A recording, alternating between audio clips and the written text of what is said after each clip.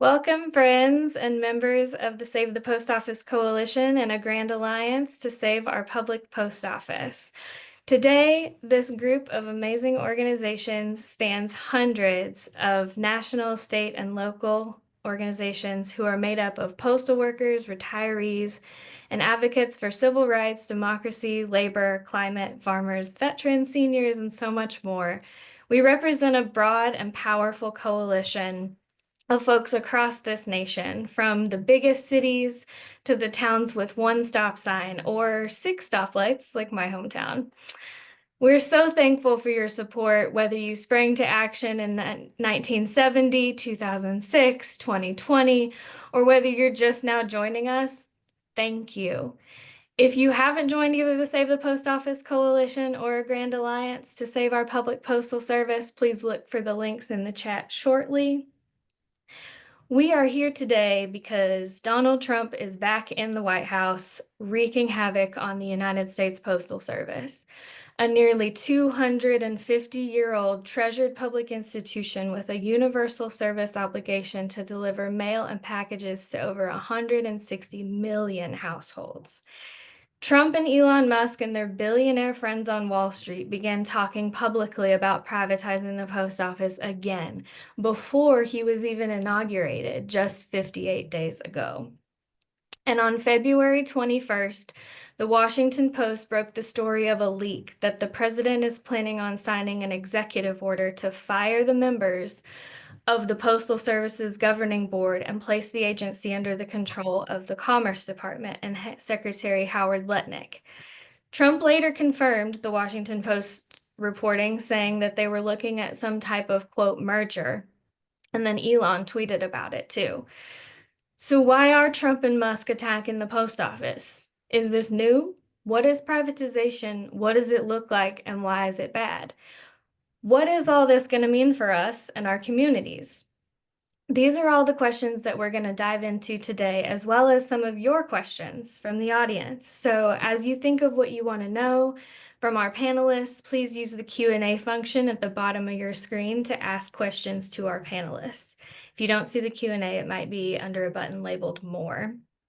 So on to our wonderful panel today. We have Melanie Campbell, the president and CEO of the National Coalition on Black Civic Participation.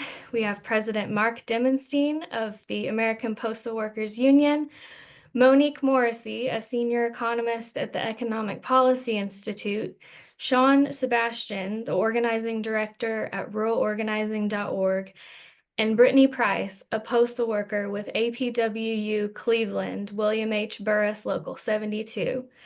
So let's get into the details of what these recent attacks on the post office are and what they mean.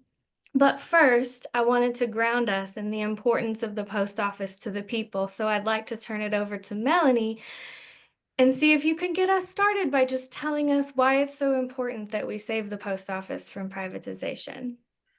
Thank you, Annie. And I have you beat. My hometown of Mims, Florida, one stoplight. I don't know, first of all, thank you, President Mark, and everyone here. It's just good to be in community with you. And I think about where I'm from.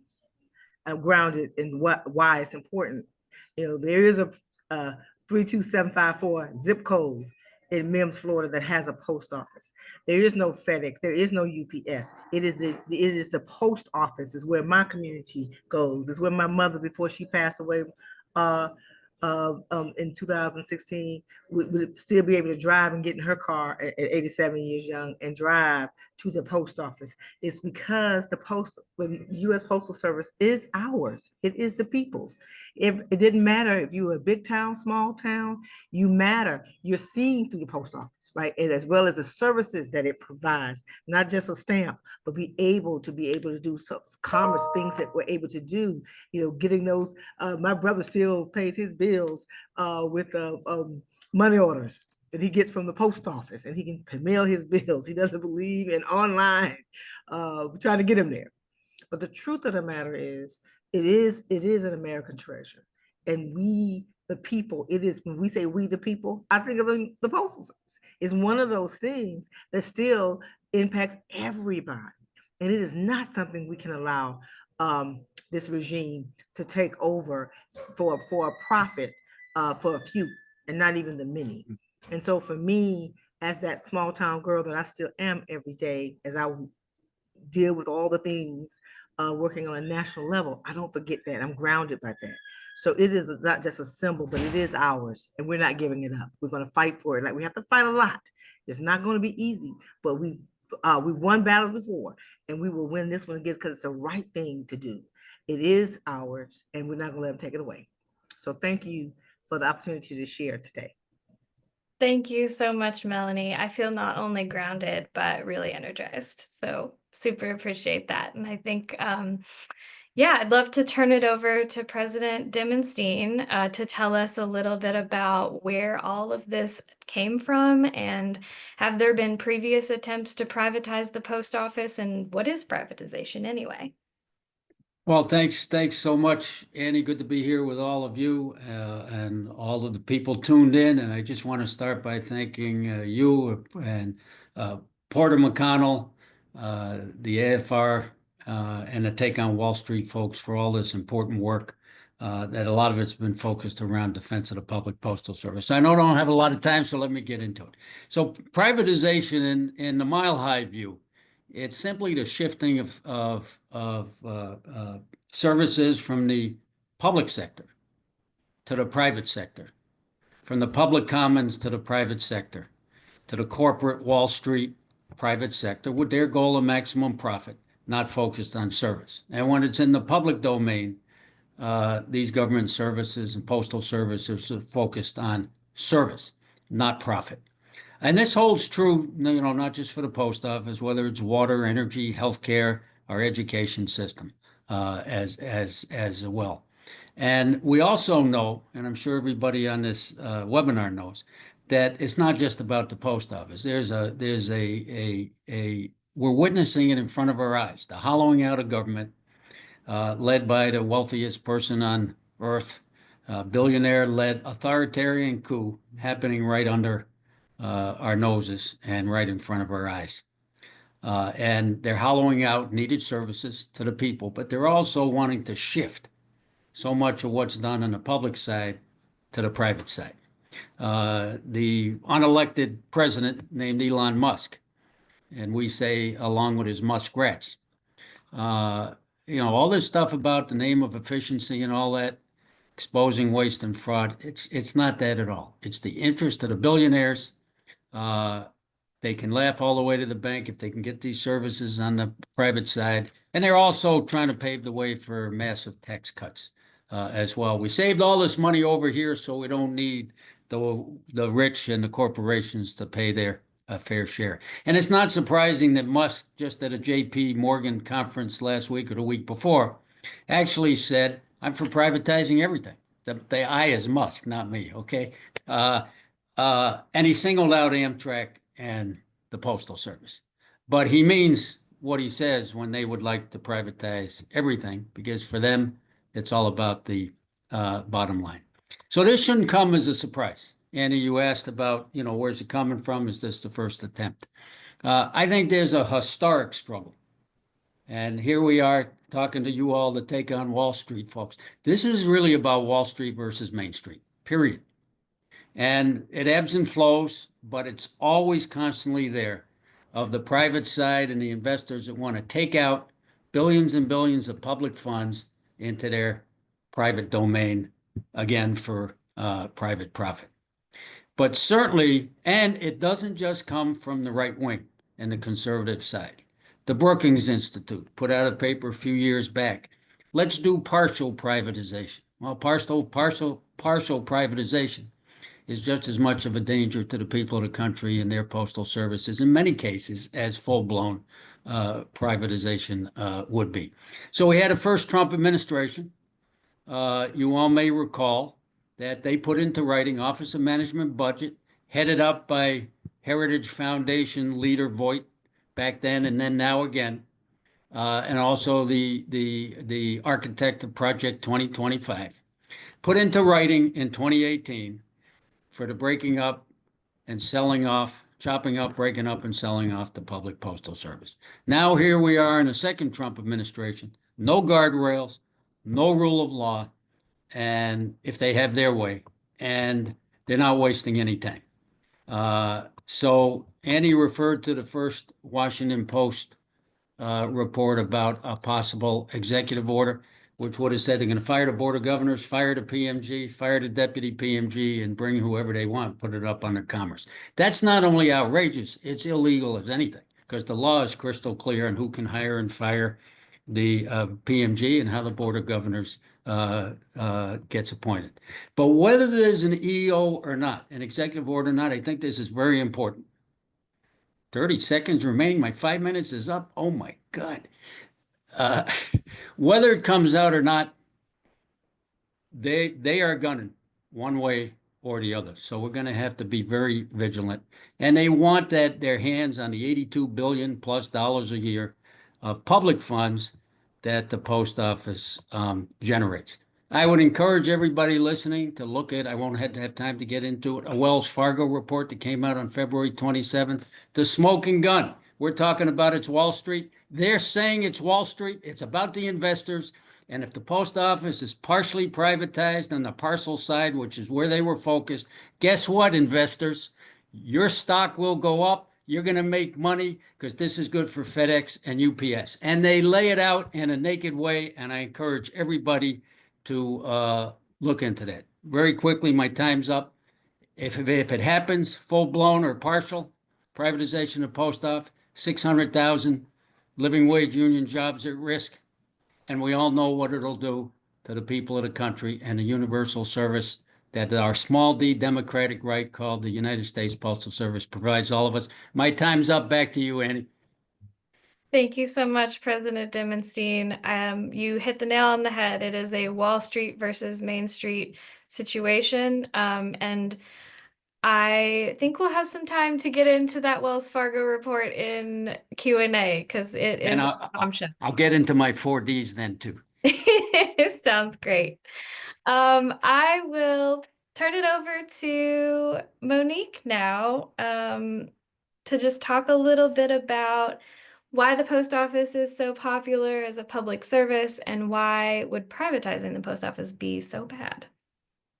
Hi, everybody. Well, first of all, I just want to say I'm sort of the designated wonk on this panel, but the most important messaging is actually reinforcing what people already know. And a lot of people on this call already know the Postal Service is wonderful, and we just need to reinforce that. So you can kind of ignore a lot of what I say, unless you're talking to a reporter who's skeptical and you need to sound like you're talking like an economist.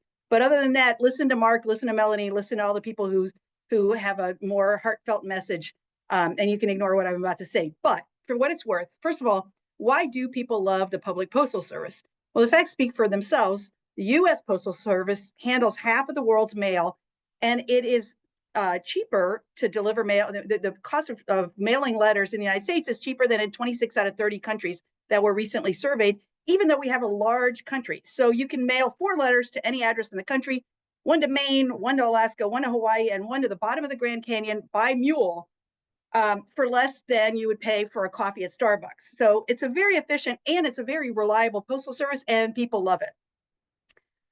But again, if you encounter somebody who's pushing back and thinks that a privatized postal service will be more efficient, here are some of the reasons why it would not. Here are some of the circumstances in which government should play a role in providing a service. First, a government role is important in providing essential services when access should be based on the principle of one person, one vote, rather than ability to pay. So that's one of the aspects of the Postal Service that's very important, is everybody pays the same low cost. And even if they live in a rural area, that's very hard to service. Secondly, governments usually need to be involved when trust is important.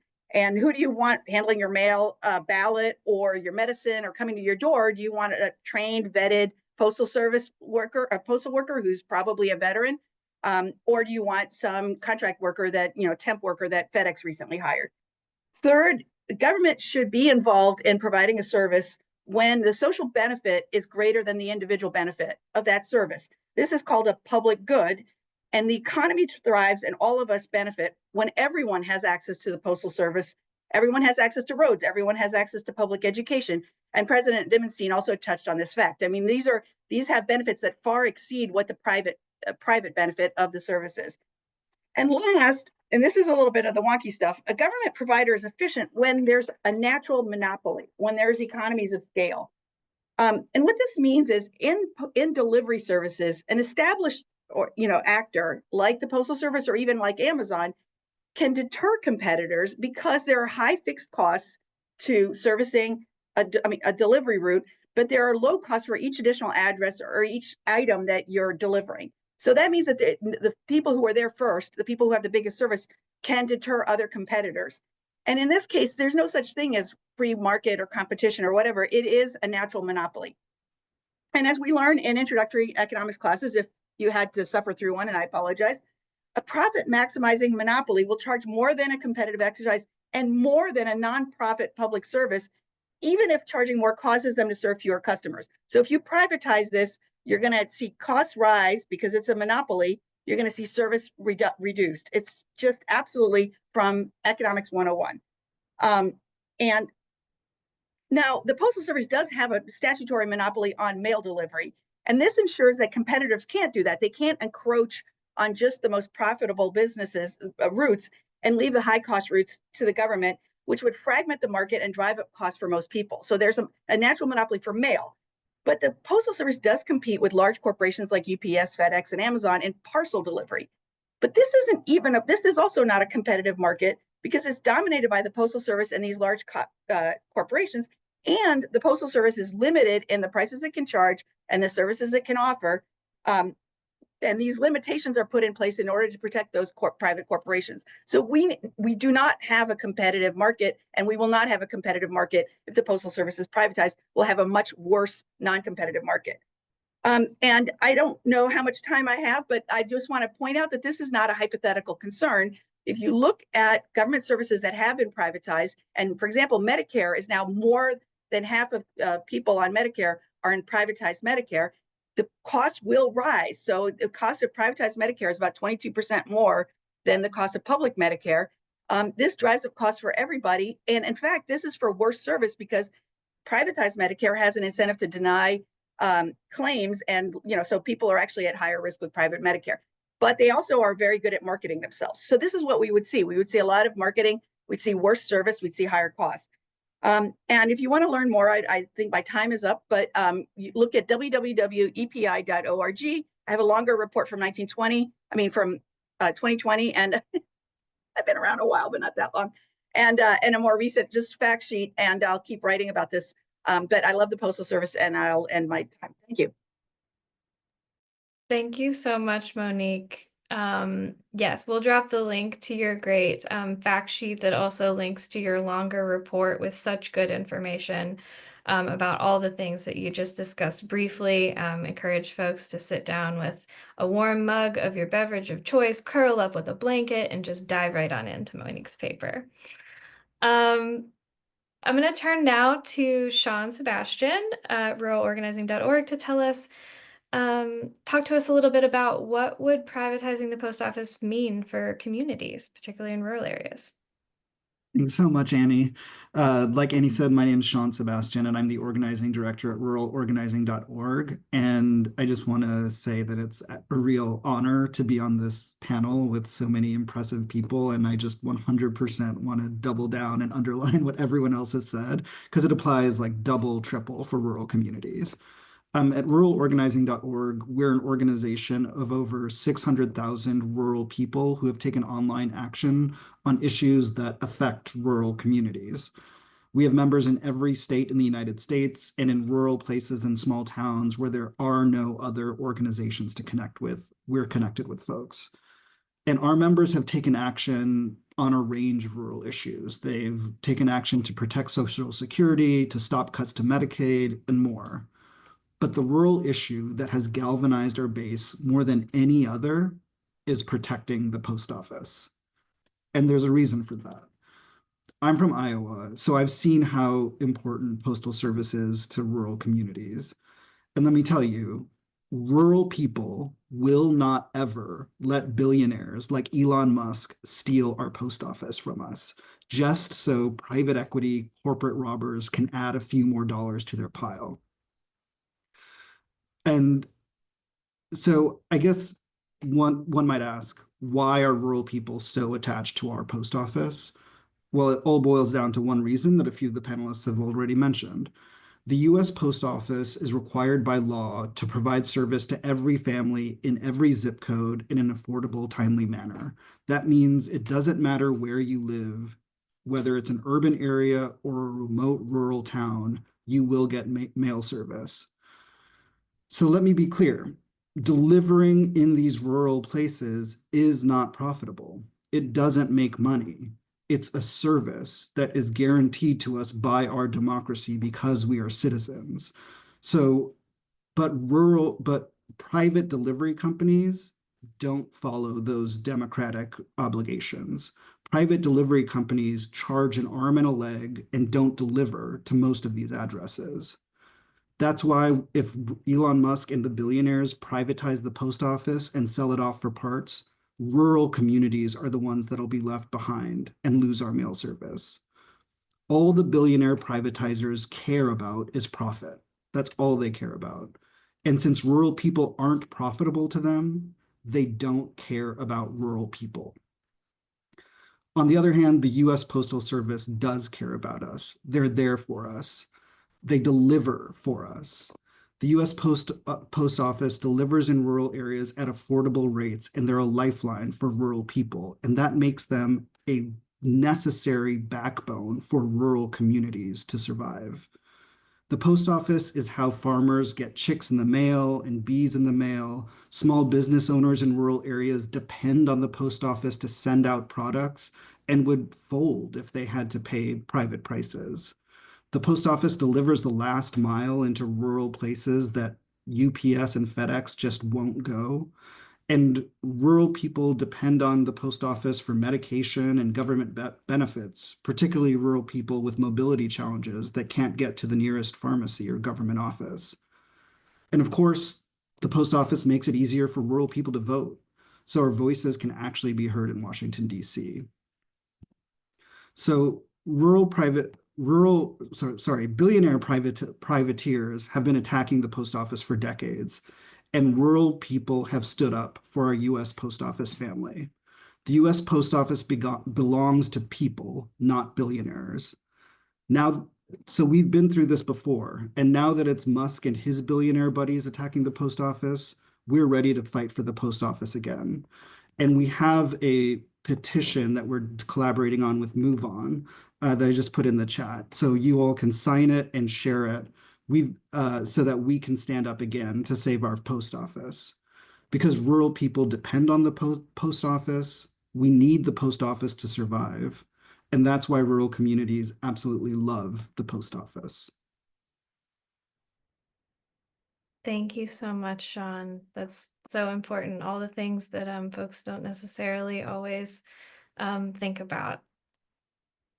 I'll turn it over to Brittany now. For what do we do about this? As a postal worker who works hard every day to provide services in Cleveland, Ohio, while also being active in the fight to save the post office, can you tell us, Brittany, what can we do about all this? Yes, so hi everyone. My name is Brittany Price, and I am a proud postal worker out of Cleveland, Ohio, and a proud APWU member from the William H. Burris Cleveland Area Local 72. This year, this November, will actually mark 10 years for me as I was hired in the holiday rush and also becoming a union member. And in those 10 years, I have been able to enjoy the many benefits of being a union worker. As a shop steward and an officer for my local, I'm able to see my brothers and sisters and comrades work around the clock to provide exceptional service to Americans nationwide. I am so thankful to be a part of this call, and I'm thankful for all of you in the Grand Alliance to save our public postal service. In 2018, we won against the first threats of privatization. In 2020, we were faced against a global pandemic and also that election season. We won again. There is no doubt in my mind that we will win again, and we cannot win alone. So here are 4 things that you all can do to help us win this fight. 1, tomorrow is our National Day of Action. We have rallies across the country where we are rallying together in solidarity. You can go to apwu.org/action, and there's actually an interactive map where you can type in your zip code and it'll inform you what rallies are closest to you. Our hands-off public postal service and the U.S. mail is not for sale. Rallies are tomorrow. 2, we can join our letter carrier siblings as they will be having their rally on Sunday. Hell no to privatization. 3, if you are unable to make those rallies, contact your Congress. No matter what the current administration is stating, Congress established this post office and it must be upheld. Lastly, as an organization to become more involved, join Grand Alliance to save our public postal service and coalition cause. All of this information has been placed in the chat. U.S. mail is not for sale. Thank you so much, Brittany. So you heard it here.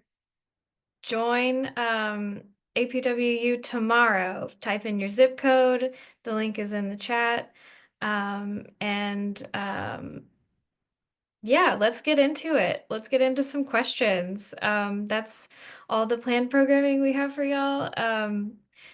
Be sure to put your questions in the Q&A on the bar at the bottom of your screen. And I'll go ahead and get started with the Wells Fargo report, actually. Because as folks talked, we heard a lot about Wall Street versus Main Street, billionaires, interest, privatization, takeovers, etc. And this Wells Fargo report is really the beacon, like the thing we knew all along. They're saying out loud. Wall Street is literally licking its lips at the idea of privatizing the post office. So, Mark, do you want to tell us a little bit more about that report?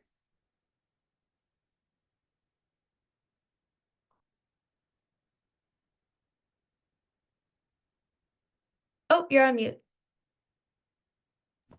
Sorry about that. There we go. I was going to say there were a lot of people that looked at that report as bad news. And I actually looked at the report as good news in this sense. It actually says what they're doing, what they want to do, and why. So when we talk about Wall Street versus Main Street, people kind of listen, but where's the proof? Wells Fargo gave us the proof. So they actually said in this report, number one, they're doing the report to their investors because all of the new talk and the extra push towards privatization.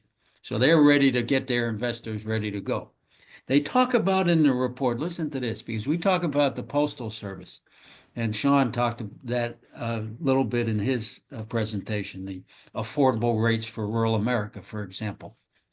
The post office is the low-cost anchor of the entire mail and package industry in this country. So you think about e-commerce, people's ability to engage in it, to receive or to send. Low package rates helps everybody because that's and so many people are now shopping that way, right? So you have that. But the report actually said that the USPS parcel pricing is 25% to 60% below FedEx and UPS, public versus private, right? And that to reach parity with parcel competitors, a privatized parcel side of the USPS would have to increase parcel rates by 30% to 160%. And so they're saying this is great for our investors. And so this to me, and they also talk about using the wealth of the public institutions' real estate portfolio to fund other things, get rid of the parcels, and then we'll sell off all this stuff. But we'll use it maybe to deliver here and there to rural America, right? And so it's just, to me, it's the smoking gun. They want to get rid of the public post office to raise parcel rates on everybody so that their shareholders, the tiny, tiny, tiny amount of wealthy shareholders, can laugh to the bank. But the shareholders that matter to all of us are the shareholders that own the public postal service and use it, and that's the people of the country. So we are going to have to, and in fact, one other thing I want to share with you too in this report, it actually says postal reform. So they're talking about the talk of Musk and Trump and Commerce Secretary Ludnick. The report says that postal reform provides, I'm sorry, that's the wrong one. Help me out here. It's all pass, here it is. Sorry, I had it in my notes. All pass lead to better parcel pricing. And the all pass they're talking about is partial privatization and or full privatization, but all pass lead to better parcel pricing. For the people of the country, better parcel pricing is low and affordable parcel pricing. What they're talking about is be able to raise it with the figures they're talking about. So their shareholders and their profit margins can rise. So I encourage people to take a look at the report. It's easily available on the internet, but it does make it clear this truly is Wall Street versus Main Street. Absolutely. Thank you so much, Mark. It really is quite a bombshell of a report detailing how they want to pick apart the profitable bits Right. and stick the taxpayers with the rest. There is a really good question in here from Mindy. In addition to the planned rallies tomorrow and Sunday, and this is sort of open to anyone, what can we do? What can we do to stop this? So I did send her a message, and what I told her was that, we really have to get back to contacting our elected officials, right? So we have to attend those town hall meetings. We have to talk to those that were elected, regardless of party affiliation, and just tell them how the privatization will be of detriment to the public. We have to become more transparent so that they know, I don't think people realize, like Sean stated, like where I work, we do ship off those chicks and those bees and those insects, and how every single person, besides us as postal workers ourselves, but how the communities and the public will be so affected. So I think that's a great way, besides, attending the rallies, also talking to the postal workers, talk to their carriers that you see mostly every day that come to your house and ask how we can be of service to them. And, like putting our elected officials to work on both lines. We always want to say, talk to both sides of the lines. You never know who's in support of the public postal service. So just putting them to work, they have to contact you, they have to meet with you, and telling them what we need and what we expect as Americans, I think is a great start. Those are all great suggestions. Thank you so much. Annie, can I jump in with something too? Absolutely. Yeah, I completely agree with Brittany. Also, I think we're a little bit in a mode of we have to educate each other. So I've raised with some people. I feel like we're the Paul Revere in the Midnight Ride saying the British are coming. We have to let people know the privatizers are coming. This is real. It's not just talk. It's not just verbiage, hyperbole. This is real. This is what they want. So one, it's real. And two, then what does it mean for that privatization, that privatization would lead to higher prices, closed post offices, less service, and of course, attack on the workers, which also attacks our communities because good living wage jobs build stronger communities throughout. So I think that everybody who's listening, everybody we talk to can talk to their families, can talk to their friends, can talk to their neighbors, can talk to all the people in their community organizations, whether it's faith-based or veterans or community of different kinds. So I think that's part of it. And then going on our website again, people can write letter to the editors, to their local newspapers about what the post office meant to them. Would love to hear from customers around the country about what the post office means to them. There's a process, I think it's on our page, where people can do a short video. We're all videographers now and can do it. Send a short video about what the post office may have meant to their a small business, or just having a link to the outside world, getting their medicine as veterans, voting by mail, a number of the things that people have raised on this call. And then this is not an overnight battle. It's not March 20th and March 23rd over and out. This is going to be a continuing fight with the Elon Musks of the world and those running this government that want to run public services right into the ground. So there's going to be plenty to do, and remind everybody that the post office doesn't take tax dollars, right? It's ours. It runs off our revenue. It's not here to make a profit. It's here to serve the people. And if we don't protect it, these are the ramifications. Thank you, President Dimenstein. Thank you, Brittany. The first thing I am going to do after we're done here is start compiling a list with all of these different actions. So everybody here will get a follow-up email for all the actions that you can take. And then I will just pile on to what President Dimenstein and Brittany said, and say, take all of these actions and get 3 friends to do it with you too. 3 coworkers, 3 family members. Like, we gotta educate folks, talk to folks, bring them into the fight. When you take an action, part of your action is to not only share it on your social, but to personally text the link, personally email the link to 3 friends, 3 coworkers. I have another question here that's a really good one. So from Sarah, thank you, Sarah. Since so many Republicans represent rural areas that depend on the post office, do you see potential for bipartisan action to defend the public postal service? And are we seeing any signs of it yet? Anyone can jump in. Sean, you want to jump in on that one first? Sure. I mean, I think that I would say that there's so many things happening right now, so many kind of awful cuts and awful things that are going to affect a lot of very vulnerable people. And in my estimation, the thing that I have the most hope for is saving the post office because of exactly what you described. I think that it affects, like literally everyone, and it affects rural people in particular. And there is a chance that I think like if Republican Congress people will listen to anyone about anything, they will listen to their constituents about the post office. I can't say, like how likely it is they'll listen when they're acting the way they are now and giving up all of their congressional power to the president for whatever reason. But I do think that this is something that actually this is like your question points out, this is something that deeply affects the Republicans' constituents and that they have to have a response to.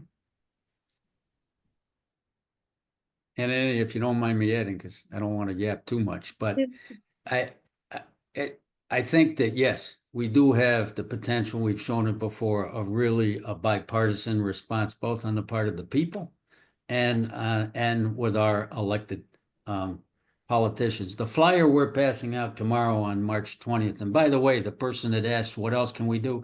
You can download that flyer and go to a post office any day of the week. Make 30 copies and talk to the customer. It's a fact sheet. Or you can send it through your social media and use a Facebook and send it to 100 friends and ask them to send it. It's a good educational piece. But we started off by saying, no matter who one may have voted for in the last election, nobody was voting. We didn't say this, but outside of maybe Elon Musk, nobody was voting to do away with their public, beloved, and needed postal service. So that's our starting point of unity right there. And from there, and we just did a nationwide professional outside poll. And amongst Democrats and Republicans, the favorable views and the way people are using the post office are actually very similar. And the trust for postal workers are also very similar, even on the question of privatization. Absolutely. Very important points there. Thank you so much. Anybody else want to chime in or before I move to another question? Okay. This one is from Sherry. Postmaster DeJoy has not proven recently to have the best interest of the public in mind with his regional transportation optimization plans and consolidations. How can we trust that he is looking out for the best interest of the public and postal workers when he's signed an agreement with Doge?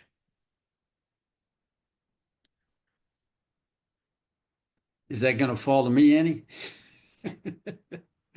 Or somebody else want to jump in? I'll just say this. It's certainly a good question. I don't want to debate it here. I think the Joy's record is mixed. There's a lot of good stuff and a lot of bad stuff. But what's happening to the post office now is not a question of who the postmaster is today, who was yesterday, who is going to be tomorrow. It's a question of defending the independence and the public character of the postal service. We do not know today exactly what DOGE is doing in the post office. If it's consulting, if it's ideas, they use a lot of consultants, and this may be a way of just saying, okay, we'll listen. Or it may be far more sinister than that, as they are ripping through and hollowing government. We know what their goal is. We don't know if they're being allowed to carry it out yet. So we have asked all the postal unions, have asked for the actual memorandum that has been signed. The letters from DeJoy to Congress are public, and he discusses some of the things they're asking DOGE to look at. But we're very concerned about whether they're coming in with the hatchet, and also we're very concerned, and we're ready. We're locked and loaded to make sure that both the contractual rights of the employees are protected and the privacy rights of the employees are protected from any outside group like DOGE. So that's something we'll have to see how it unfolds in the next few days and weeks. We're very concerned, very vigilant, but we just don't know all of the facts yet. Thanks, President Demenstein. Anyone else? I'll chime in there. First of all, I just recommend that people read the letter that that the postmaster wrote, defending his inviting DOGE into the Postal Service. Because first of all, there's no way to know whether he had a gun to his head when he invited them in, or whether he really thought that he was going to use them to do his bidding. And the reason is that, like, he presents it as, I'm under control of the situation. You know, I want to do all these things that are going to make the Postal Service more efficient and break even. And you know, notice that I'm not letting them do all these things that they've done to every other agency that they've been in. First of all, I mean, trusting DOGE is insane. So I don't, if he really is that naive, that's kind of scary. I suspect he's not that naive, and that he felt like he had to do it. And he tried to make the most of it by announcing that there were guardrails around what DOGE was going to do to the Postal Service. And hoping, you know, that maybe the best case scenario is DOGE actually does some of the things that he wants done anyhow, some of which we actually agree with in terms of, like, you know, and this is something that actually the rare overlap between privatizers and advocates is that there are some things that Congress has inflicted on the Postal Service that should be removed, you know, to make the Postal Service break even. But what the privatizers want to do is they want to do that, and then they want to privatize the Postal Service. And we're saying, no, you should do that anyhow, and then don't privatize the Postal Service. So he thinks he's in control of the situation, and he's putting on his public face like he's in control of it, and there are guardrails. But whether he's naive or whether, you know, he was forced into it is really the million-dollar question. Thanks, Monique. And our next question kind of starts to, sorry if you heard that crash in my home. Something fell off of a wall. Next question sort of starts to get into that. So is the post office still required to prepay the retirement benefits for all of its employees now and estimated in the future? Is the only government entity required to do so? And this has been a major problem for post office financial viability. Please advise. You want me to jump in, Annie? Please do. Okay. So no, that's been fixed in the Postal Service Reform Act of 2022, where this absurd draconian pre-funding mandate. Just for those on the call that may not know, no other company, public or private, has ever had to do this. In 2006, Congress, bipartisan, passed a law that says the post office had to pre-fund all their health insurance for retirees 75 years into the future. So that included people that not only did not work for the post office yet, but weren't even born yet in some cases. And it drained the post office of over $5 billion a year. So the person asking the question is absolutely right about how detrimental this was. So it's been fixed, but the detrimental impact has not been fixed. So you had almost a 20-year period where the post office was not able to bring buildings to where they should be, retail units, fix things, get the right kind of equipment. and make the kind of changes, because let's be honest, we're in a changing world of how we all communicate with each other. That's just the reality. And so letters and flats are diminished, still very important to people, and packages are rising. Well, if packages are rising and that's growth for the post office and needed revenue, that may take some changes in equipment and buildings and transportation. But they didn't have the money to deal with it. They were just, so it was cut, slash, and burned. So yes, the problem's been fixed going forward, but what we inherited, and the we is even, all of the workers, the people of the country, and even management to an extent now, what they inherited was this diminished entity that was just starved. And I'll get into my 4Ds before this is gone, but that's part of it. By starving the public entity, that's the first real path to privatization. And if you want me to do the 4Ds, I'll do them now. But because maybe it fits. We have the 4D saying you get to privatization with 4Ds. You defund, and that's what that law did in 2006. Look at public education, right? Whatever. So then you defund. What happens? The services then get degraded. So you degrade, and when you degrade, then people get upset with the services. And maybe look for alternatives. Then you demonize the workers. They don't know what they're doing. They're lazy. They make too much money, whatever it is. And then you move into to destroy the public institution. In this case, what we're mainly talking about is the public postal service. Now we have a 50, and Brittany shared all of that, that if we unite and fight, we can defeat those who want to destroy the common good and the public good. But that law really defunded, purposely done, really defunded the post office and put us on a downward spiral we're still trying to recover from. And a lot of the problems with the service can go back to that defunding that took place from 2006. Thank you, President Dimenstein. Glad we got to the 4Ds.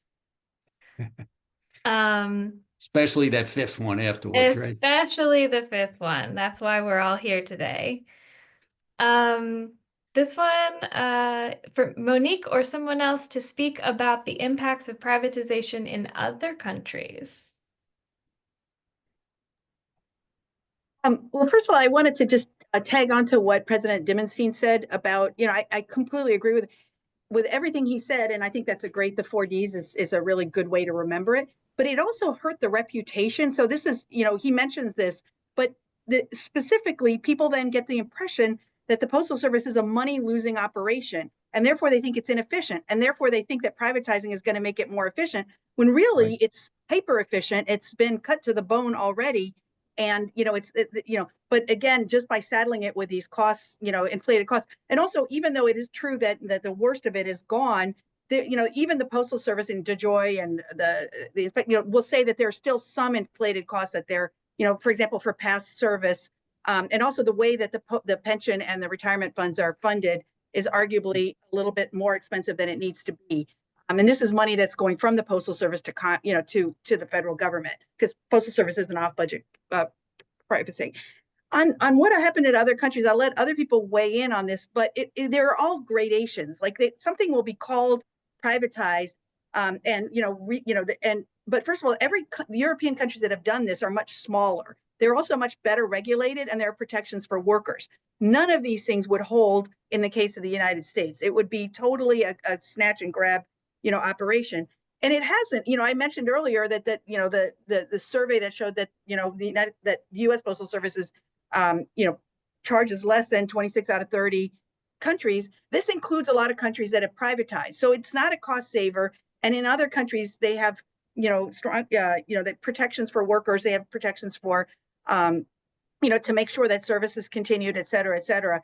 But also, we are seeing that there are countries where there actually are just losing the universal service obligation or similar. They're not going to be delivering mail. I think it was Denmark that just recently announced that it wasn't going to deliver mail at all. Yes. Like it's just you have to use the internet, and maybe that works for Denmark, which is a small country, and highly educated. But I can tell you that that huge numbers of Americans would not be able to survive just doing everything online. It's just there's that would be highly problematic.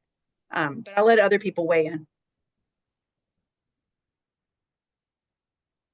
just real quick to add to that, I believe this is accurate, that a first-class letter in Great Britain now, which does have a privatized Royal Mail, is about the equivalent of $2 in a much smaller geographic area. So we can still, for 73 cents, send a letter from New York City to Los Angeles, California. Thank you all for that peek into privatization of postal services in other countries. I'm going to use moderator privilege and ask a question about, and like kind of shift us a little bit into, what are we fighting for?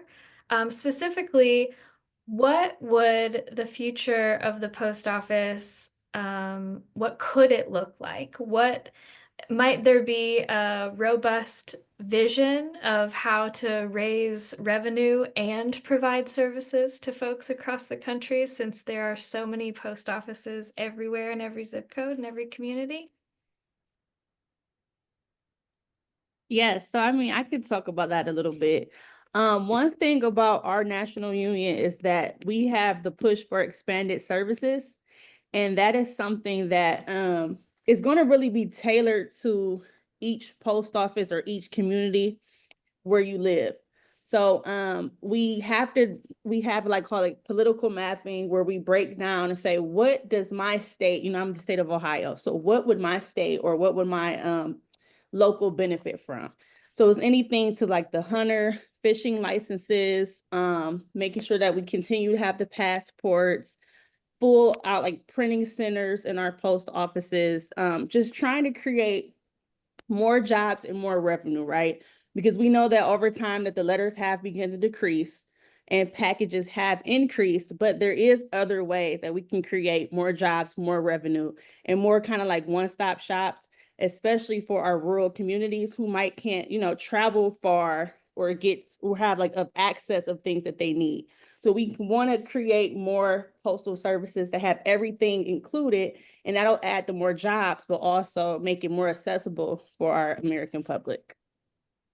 Yeah, and just to build on what Brittany said, postal banking is very near and dear to my heart because there are, rural places are oftentimes banking deserts where you have the kind of small Main Street banks that have shut down. So really, so people are oftentimes kind of forced to go to the nearest ATM that can have like really crazy fees to access your own cash, or like try to get cash from the dollar store and when you're buying groceries, but they even charge fees also in cashback. So actual like postal banking would be amazing because there's a post office in every rural community that's accessible. And you could do basic financial services like check cashing, savings accounts, small loans. It would be cheaper for rural people, and it'd be a line of revenue for the post office too. I just want to make a little snarky comment, but the Wells Fargo report was actually not very sophisticated in terms of its understanding of how the postal office works. But postal banking has been something that people have been talking about a lot. And Wells Fargo has the second largest number of the largest bank branch network in the country. So they don't want postal banking. And so arguably they're just trying to waste our time, even if they don't care whether or not privatization, happens as much as they care about trying to, use our energy defending against it in order to not point out that how great postal banking would be.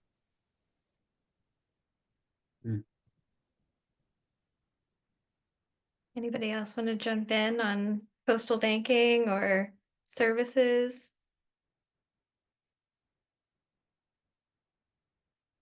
Okay.